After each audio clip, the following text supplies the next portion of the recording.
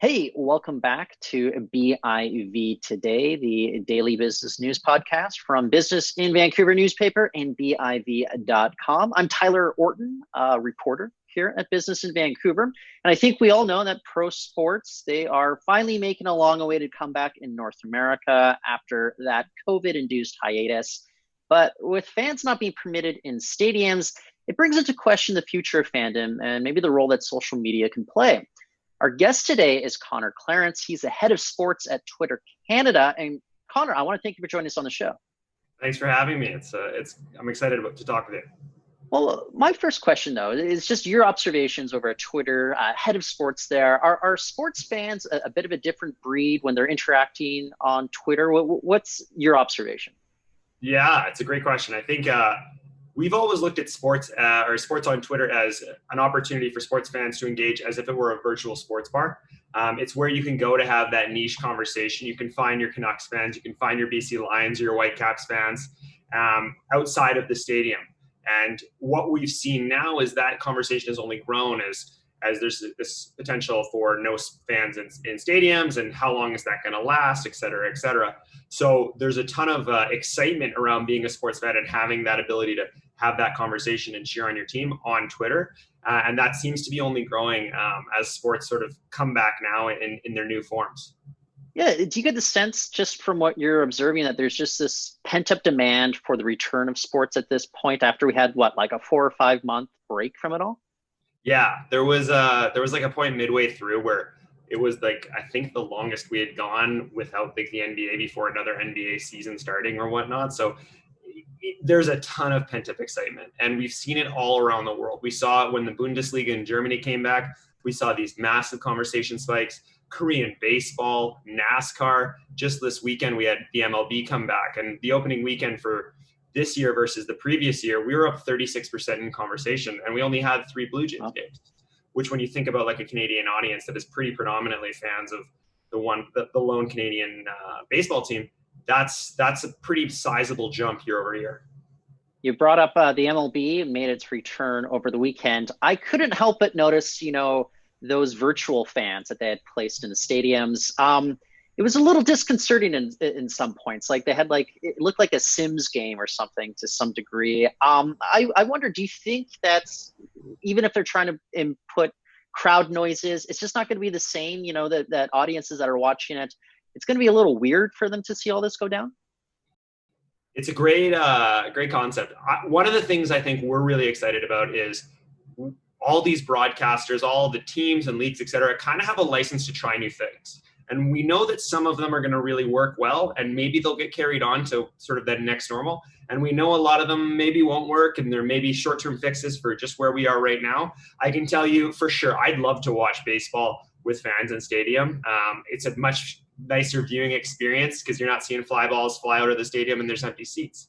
But I think when given the option of stadium, an empty stadium and watching baseball, or no baseball at all, I'll take the empty stadium any day of the week. But I think the lasting impact of this is we'll have a couple things that we take into that next normal that could potentially be really, really, really interesting, impactful opportunities. So then how do you anticipate, maybe fans changing their behaviors, changing their habits, and taking to Twitter if they can't go into the stadiums? Do you think that there's just going to be kind of this level of engagement that you just haven't seen before because we're in brand new territory with regards to the pandemic? Definitely. I think you hit it on a nail on the head right there. Like, we are going to see likely the largest month of sports conversation in Canada ever this September. When you look at this sort of perfect storm we have of six major leagues of NFL, NBA, MLS, NHL, PGA Tour, all happening at the same time within the month of September, our expectation is that actually will probably drive us to have the most conversation around sports ever. And so we're going to hopefully see that. And then we'll also see that conversation of the fans that maybe typically would have watched a sports bar. Maybe they would have watched in venue. And when they want to be a part of that conversation, and the other side of it, cheer on their team and become that roar of the crowd that Twitter can create, we'll see that on the platform. And we're really looking forward to see how that sort of eventually shows up. So I got to ask this because I'm curious, like head of sports at Twitter Canada, what does that mean for your job, though, if there's going to be all this boost in activity? How is your job going to change? What are you doing to navigate these differences now?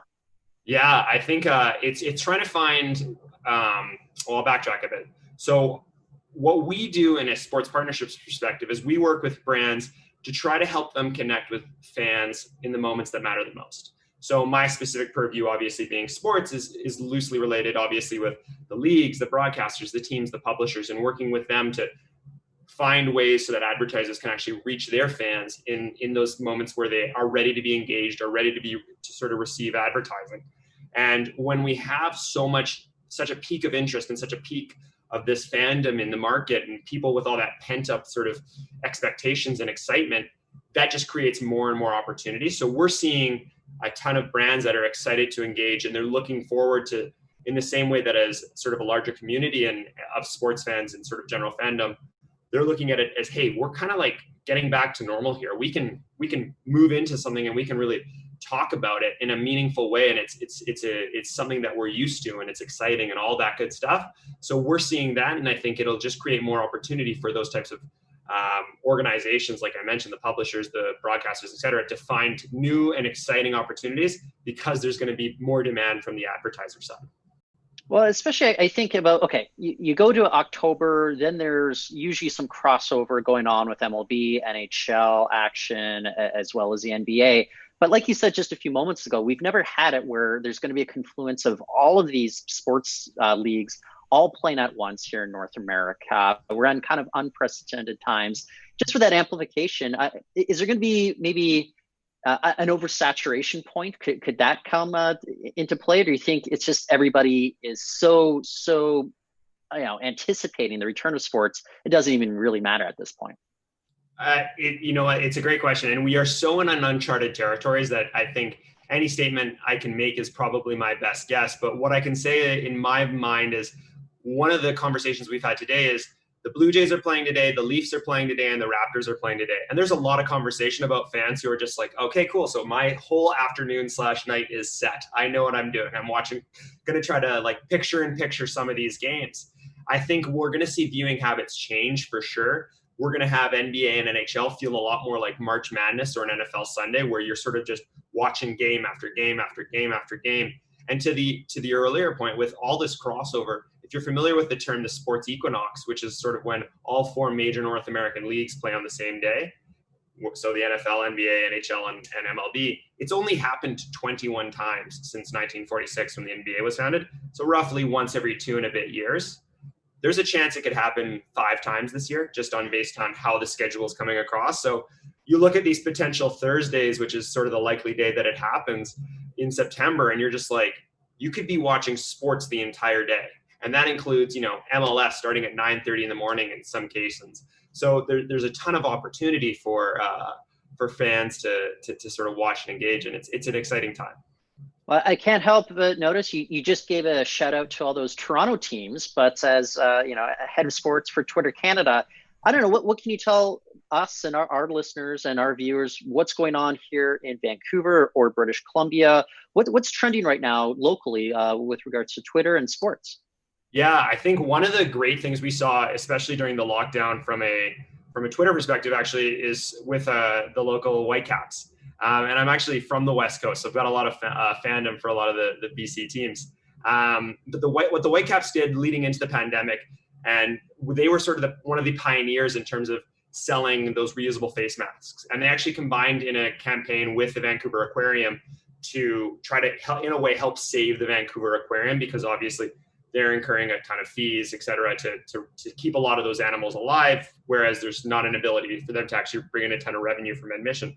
So they ran this really impactful campaign to have their fan base that inherently is plugged in and engaged. And they rallied around this entire campaign to sell these masks to help fund not only the Whitecaps sort of the merchandise side of it, but mostly to fund the actual operating costs of the aquarium. So it was a really, really well done campaign, and obviously had a component of living on Twitter. So it was something that we really took notice of and really enjoyed. Well, think about it. If this was 20 years ago, such a fan campaign, just logistically making it happen without social media, without Twitter, it would have been like a much more arduous task. Do you anticipate that, just Twitter can give way to even more campaigns like this as people as fandom, I guess, has to evolve amidst this pandemic. Yeah, I mean, for us, we've had a couple really cool things that we're working on right now. We actually just announced a partnership with the NBA down in Florida. So fans will actually be able to tweet using the hashtag NBA Twitter. And if their tweets are chosen, they'll show up on the courtside signage of the opening weekend. So when you think about players warming up, you might have a tweet that sort of pops up and says, go Raptors or go OKC or something like that. And it actually shows up.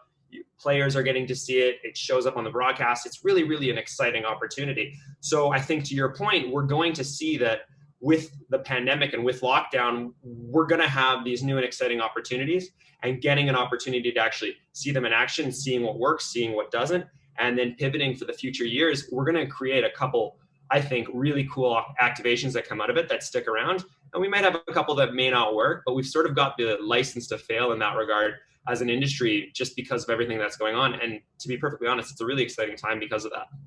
Well, I got to ask you this, because this is the talk of the town right now, just as we anticipate the return of, playoffs in the NHL. But here in Vancouver, I don't know, tons of people were very interested in the Seattle team, the Seattle Kraken, when they were unveiling the name last week.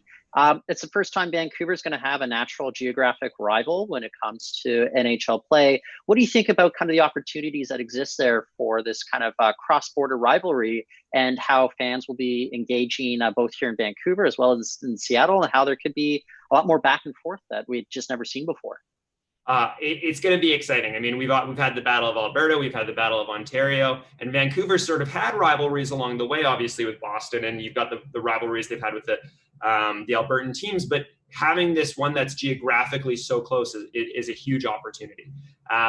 The Seattle, specifically on social, the team at Canuck Sports and Entertainment do a phenomenal job of engaging with their fans, and they put out social content that is fun and exciting. And we've also seen that with the NHL, or with the Kraken out of Seattle. So I can only wait to see what that sort of that banter and that chirping that comes out of it, and how fans sort of interact with it. We've already seen a bit of it with obviously the Sounders and the Whitecaps in terms of their Cascadia Cup and how they're bitter rivals on the field. So I really am excited to see how that develops and what those next sort of things are when the Kraken take the ice in 2021. Well, why don't we follow up in 2021, or maybe let's follow up before then, because I love just being able to pick your brain the last few moments here, Connor. But I want to thank you for joining us on the show today. Yeah, thank you so much for having me. It was an absolute blast. That's Connor Clarence. He's head of sports for Twitter Canada. And that's it for the show today, but we will be back tomorrow. But for now, you go to biv.com for more of our interviews and stories.